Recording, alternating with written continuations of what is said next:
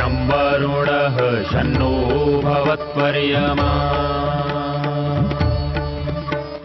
शन्न इन्द्रो बृहस्पतिः शन्नो विष्णुरुक्रमः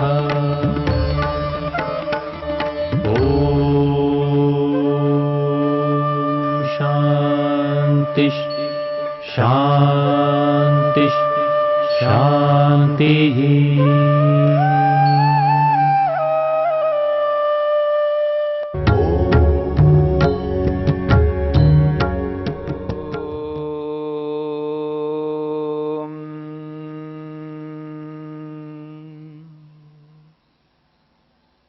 वीतराग विषयम वा चित्तम, समाधिपाद के इस 37वें सूत्र को लेकर के हम विचार कर रहे हैं।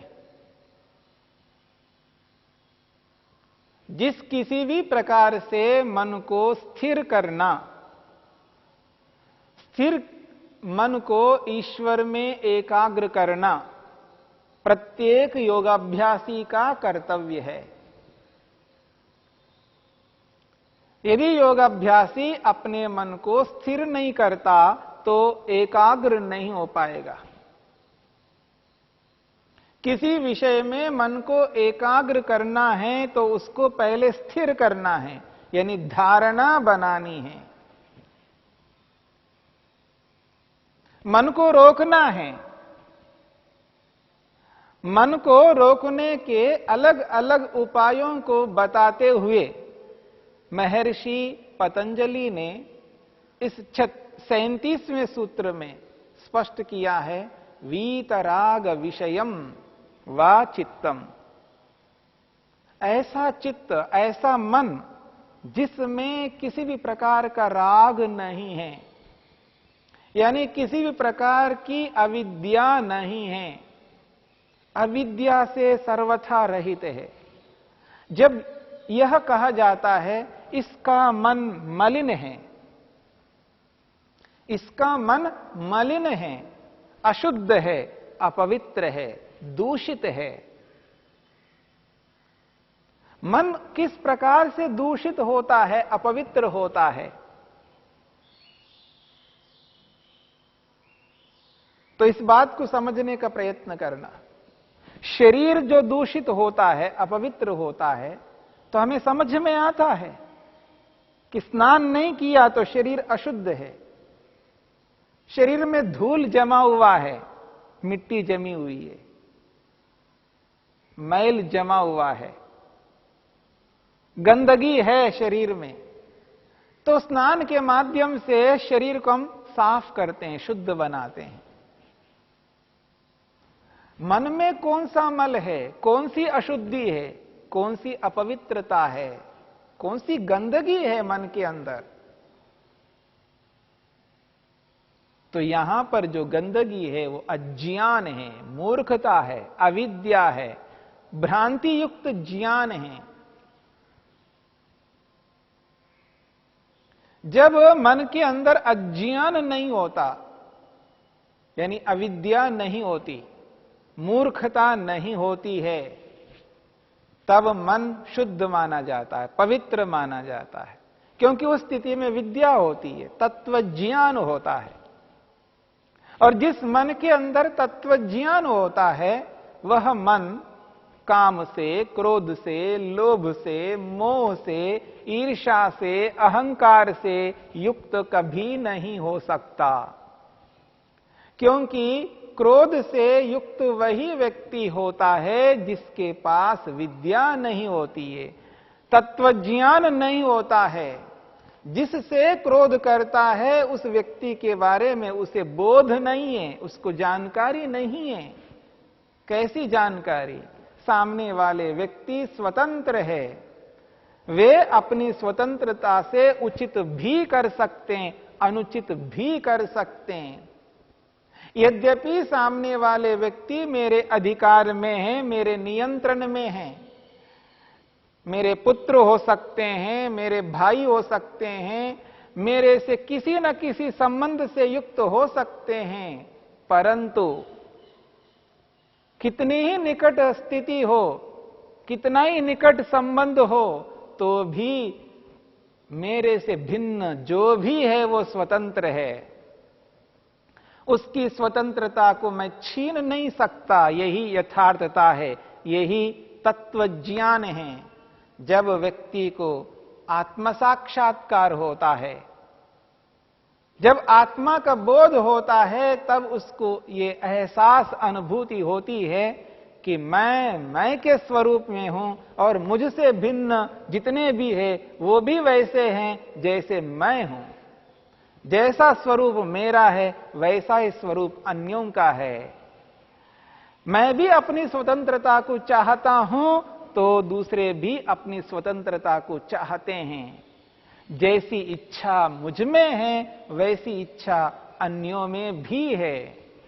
ऐसी स्थिति में मैं अपनी इच्छा के अनुरूप दूसरों से कार्य सर्वथा नहीं करा सकता, सदा नहीं करा सकता, क्योंकि सामने वाले भी स्वतंत्र है, उनकी भी इच्छा है। मेरी इच्छा के अनुरूप वो करे यह आवश्यक नहीं है।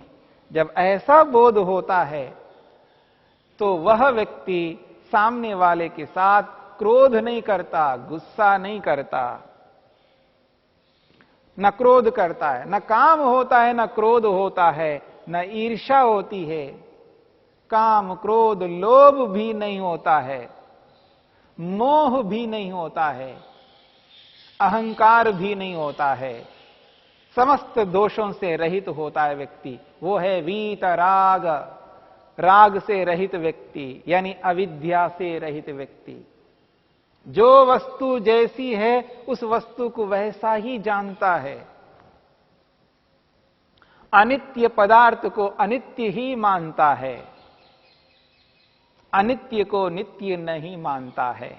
इसलिए उसके साथ जुड़े हुए जितने भी अनित्य पदार्थ हैं, जब उनका विनाश होता है उनसे वो वस्तुएं हट जाती हैं, दूर हो जाती हैं, अथवा कोई ले लेता है या कोई छीन लेता है, उसको किसी भी प्रकार का दुख नहीं होता है, क्योंकि उन वस्तुओं में किसी भी प्रकार का कोई राग नहीं होता है।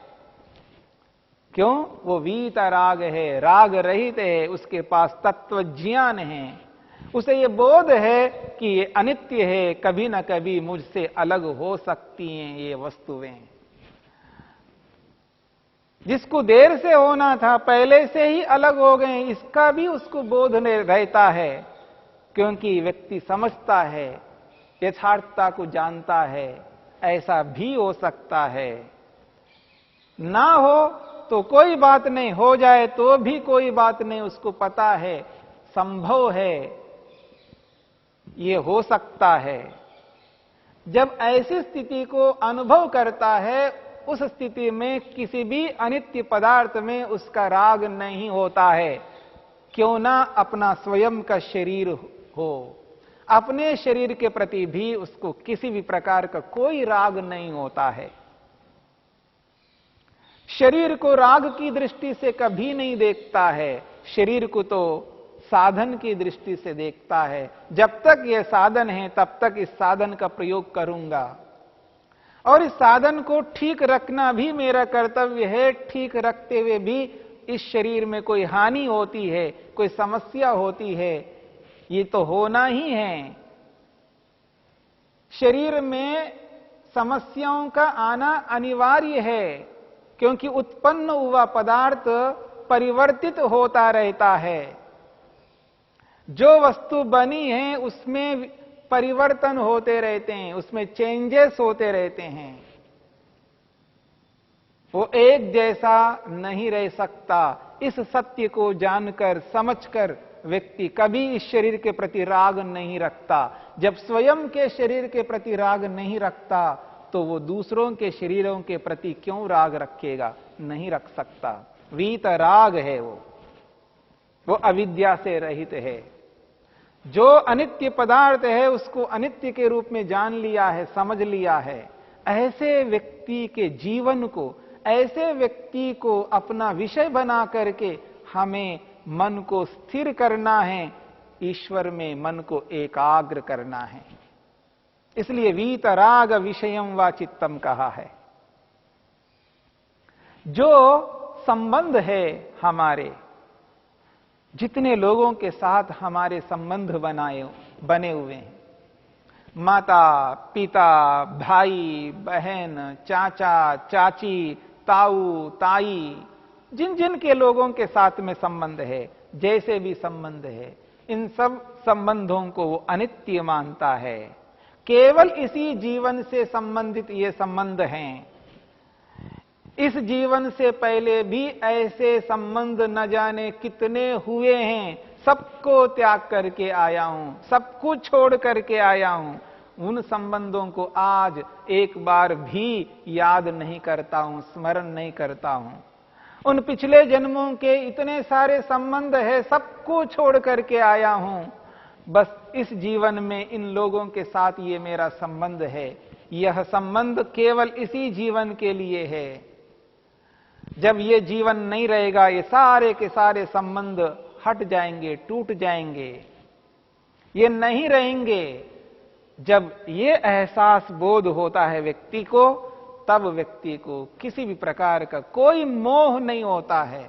स्वस्वामी संबंध को त्याग कर देता है। मैं और मेरापन, मैं और मेरी, ये जो स्थिति है, ये जो अटैचमेंट है, ये जो स्वस्वामी संबंध है, मैं और मेरापन है, इसको सर्वथा बंद कर देता है, समाप्त कर देता है। उसके जीवन में ममत्व नहीं रहता है, उसके जीवन में अटैचमेंट नहीं रहता है। ऐसा व्यक्ति बहुत उत्कृष्ट होता है, वही वीतराग है। ऐसे व्यक्ति को विषय बनाने पर, ऐसे व्यक्ति के बारे में सोचने पर, विचार करने पर मन प्रसन्न होता है, मन स्थिर होता है। स्थिर मन को ईश्वर में एकाग्र करने में सरलता होती है। जब स्वस्वामी संबंध को समाप्त करने वाला व्यक्ति होता है, कितना महान होता है। उसको ये एहसास होता है, मां पिता भाई बहन एक दिन मुझसे अलग होंगे। जब तक हैं तब तक उनके साथ समुचित व्यवहार करूंगा, उचित व्यवहार ही करूंगा, सत्य व्यवहार करूंगा, न्याय अहिंसा से युक्त होकर के उनके साथ व्यवहार करूंगा। उनके साथ कभी असत्य आचरण नहीं करूंगा, अन्याय नहीं करूंगा, हिंसा नहीं करूंगा, उनको दुख कष्ट कभी नहीं दूंगा। जब तक है तब तक उचित व्यवहार करना, अनुचित व्यवहार नहीं करना। और मन में इस बात को समझना है कि एक दिन ये नहीं रहेंगे, ये नहीं रहेंगे और मैं भी इस शरीर में नहीं रहूंगा। इसलिए उसे कोई कष्ट नहीं होता, कोई पीड़ा नहीं होती है। और जिस दिन वो हट जाते हैं, शरीर त्याग कर देते हैं, उनकी मृत्यु हो जाती है, किसी भी प्रकार का कोई दुख क्लेश मन में उत्पन्न नहीं होता, चिंतित नहीं होता। चिंता से, तनाव से, दबाव से ग्रस्त वो कभी नहीं होता है, सदा शांत रहता है, प्रसन्न रहता है। ऐसे व्यक्ति को कहा है वीतराग। ऐसा योगी है जिसमें ये स्वस्वामी संबंध सर्वथा नहीं है, वो वीतराग है। और देखिएगा वीतराग कौन होता है। सांसारिक जितने भी सुख हैं, उन सुखों के प्रति वो टूट नहीं पड़ता, उनकी ओर आकृष्ट नहीं रहता है। सांसारिक सुखों को प्राप्त करने की उसकी चेष्टा नहीं होती है, क्योंकि उसे बोध है, उसको एहसास है, अनुभव है। क्या ये जितने भी संसार के सुखदायी पदार्थ हैं या संसार के जितने भी सुख हैं, इन सुखों के साथ साथ इनमें दुख है। सुख के साथ साथ दुख जुड़ा हुआ है। याद रखना, संसार का प्रत्येक पदार्थ 3 मूल तत्वों से बना हुआ है, सत्वगुण, रजोगुण और तमोगुण। इस ब्रह्मांड का मूल उपादान कारण है, ये रॉ मटेरियल है। और संसार का कोई भी सुखदायी पदार्थ है या संसार का कोई भी सुख है, उसके साथ में सत्वगुण, रजोगुण और तमोगुण तीनों हैं। इसका अर्थ है सुख के साथ साथ दुख भी है। तो सांसारिक सुख केवल सुख नहीं है, सांसारिक सुख दुखों के साथ में है, उनके साथ दुख जुड़ा हुआ है। जब इसका एहसास व्यक्ति को होता है, इसलिए वीतराग व्यक्ति सांसारिक सुखों के प्रति प्रवृत्त नहीं होता है, सांसारिक वस्तुओं के प्रति आकर्षित नहीं होता है, उसका लक्ष्य सांसारिक सुख नहीं होता है, उसका लक्ष्य ईश्वर होता है, ईश्वरीय आनंद होता है, ईश्वरीय उसका मुख्य लक्ष्य होता है। सांसारिक सुखों को वो लक्ष्य बना करके कभी नहीं चलता। ऐसे व्यक्ति को यहां पर वीतराग कहा है। और ऐसे वीतराग व्यक्ति के बारे में योगाभ्यासी जब विचार करता है, उसको विषय बनाता है, उसके जीवन को अपने सामने लाता है, तो उसका मन बड़ा प्रसन्न होता है, शांत होता है, उद्विग्न नहीं होता है, स्थिर होने लगता है। जब उसका मन स्थिर हो जाता है, पकड़ में आता है, नियंत्रण में आता है, तो उस नियंत्रित मन को, उस स्थिर मन को, उस प्रसन्न मन को ईश्वर में एकाग्र करके ईश्वर का ध्यान करता है, ईश्वर का जप करता है, और एक दिन आएगा उसको ईश्वर का साक्षात्कार भी हो जाएगा। इसके लिए व्यक्ति के अलग अलग उपायों को अपनाना होता है।